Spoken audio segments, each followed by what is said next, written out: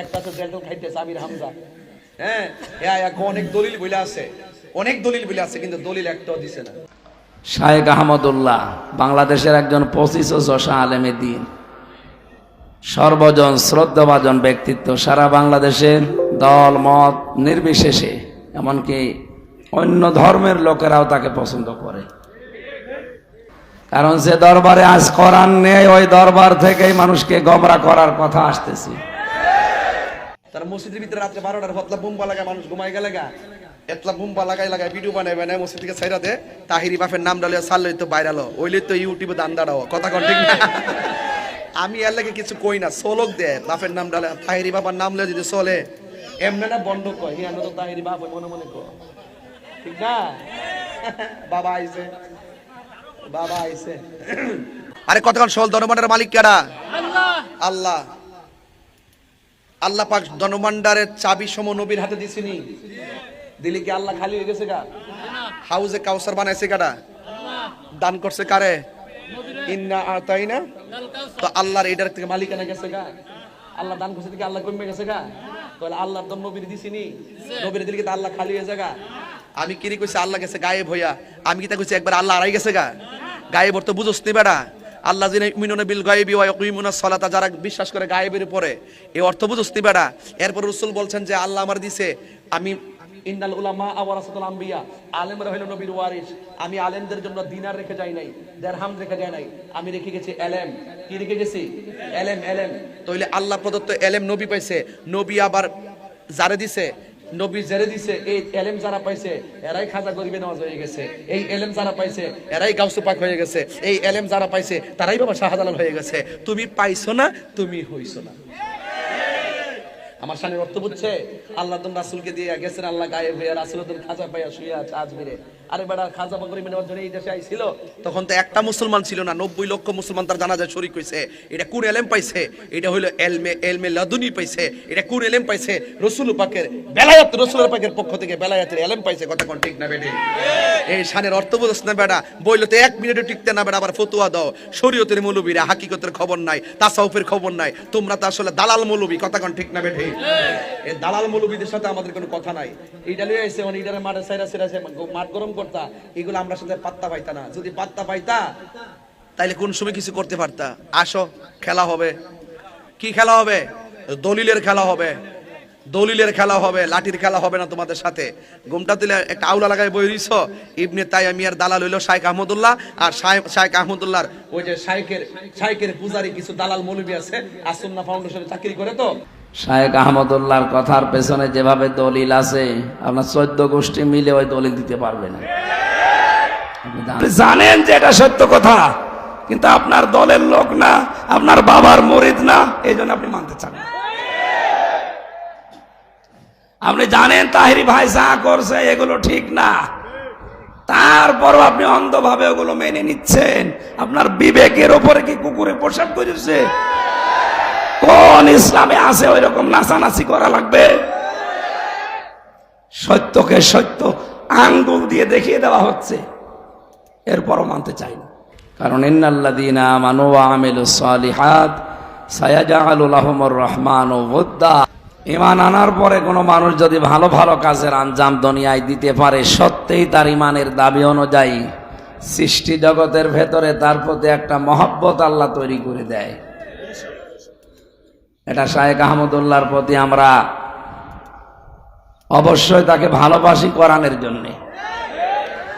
কিন্তু ইদানিং কোরআনে কারিমের সবচাইতে বিরুদ্ধে যারা এই দেশে অবস্থান নিয়েছে, তারা আজ এই আলেমের বিপক্ষে উল্টাপাল্টা কথা বলছে। এই জন্য আমরা তাদেরকে থেমে যাওয়ার জন্য বলছি। শায়েখ আহমদুল্লাহর কথার পেছনে যেভাবে দলিল আছে, আপনার 14 গোষ্ঠী মিলে ওই দলিল দিতে পারবে না। দান আছে উল্টাপাল্টা চিল্লা। সম্মানিত ভাইরা, আমরা আজকের এই হাদিসটা শুধু এই সামিয়ানার নিচে না, এখান থেকে আমাদের সারা বাংলাদেশে মিলাবো। কোরআন যেখানে নেই ওখানে আমরা আর যাব না। মানে যদি আমি ভালো হওয়ার নিয়তেও যাই, ভালো হওয়ার নিয়তেও থাকি যে আমার সমস্যা নেই, তাও আমাকে খারাপ বানিয়ে দেবে কে? হেদায়েত দেওয়ার একচ্ছত্র মালিকানা আল্লাহ কোরআনকে দিয়েছে। এই জন্য জালিকাল কিতাব, এই যে কিতাবের আগে আলিফ লাম, এটা আলেমরা বুঝবে, আপনারা সাধারণ মানুষ হয়তো ওইদিকে যাচ্ছেন না। পৃথিবীতে আমরা দেখি শ্বশুরকে মানুষ বাবা বলে না, বলে না? জায়েজ আছে, হারাম না। কিন্তু নিজের বাবার সামনে বারবার যদি শ্বশুরকে আব্বা জান বলে কেউ, নিজের বাবার মনে দুঃখ লাগবে না? আল্লাহ বলেন আমি কোরআন দিয়েছি মানুষকে হেদায়েত দেওয়ার জন্য, আর এইটা বাদ দিয়ে তুই দৌড়াচ্ছিস কোন দিকে? ফাইনা তাযহাবুন ইন হুয়া ইল্লা যিকরুল লিল আলামিন। কোথায় দৌড়াও? এ কোরআন বিশ্ববাসীর জন্য একটা উপদেশ। এটা কি? এই উপদেশ শোনার জন্য আজ আমরা এসেছি, দল মত নির্বিশেষে। এটা কোনো রাজনৈতিক মঞ্চ না, এটা কোরআনের মঞ্চ। এখান থেকে হেদায়েতমূলক কথাগুলো নিয়ে আমাদের প্র্যাকটিক্যাল লাইফে মিলাবো ইনশাআল্লাহ। বিশ্বনবী জানিয়েছেন ইন্নাল্লাযী লাইসা ফি জাওফিহি শাইউম মিনাল কুরআনি কাল বাইতিল খরিব। যে মানুষের অন্তরে কোরআন নেই, কোরআনের আলো নেই, ওটা মানুষের হৃদয় না, উজাড় গৃহ, শয়তানের ঘর। তাহলে এদেশে জরিপ পাই আমরা জানুয়ারি মাসে। আমি কোরআন রিসার্চ ফাউন্ডেশনের সদস্য ছিলাম জেলখানায় যাওয়ার আগে 20 সালে। জরিপ পেয়েছিলাম এই দেশের 100 জনের 95 জন মানুষ কোরআন শরীফ পড়তে পারে না। বলেন তো নবীর হাদিস অনুযায়ী 100 জনের 95 জন মানুষের অন্তর আছে শয়তানের ঘর হয়ে গেছে। এই জন্য কোরআনে কারিম দিয়ে আমাদের অন্তরকে মানুষের অন্তর বানানো লাগবে।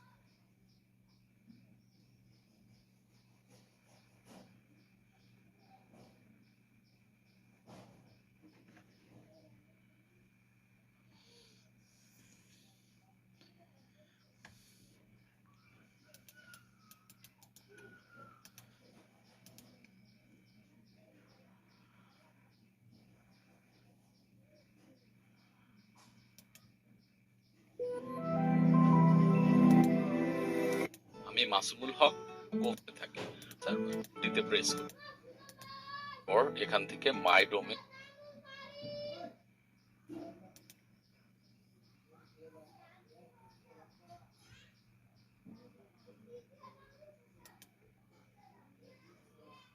একজন হোস্টের ড্যাশবোর্ডে লগ ইন করতে হবে।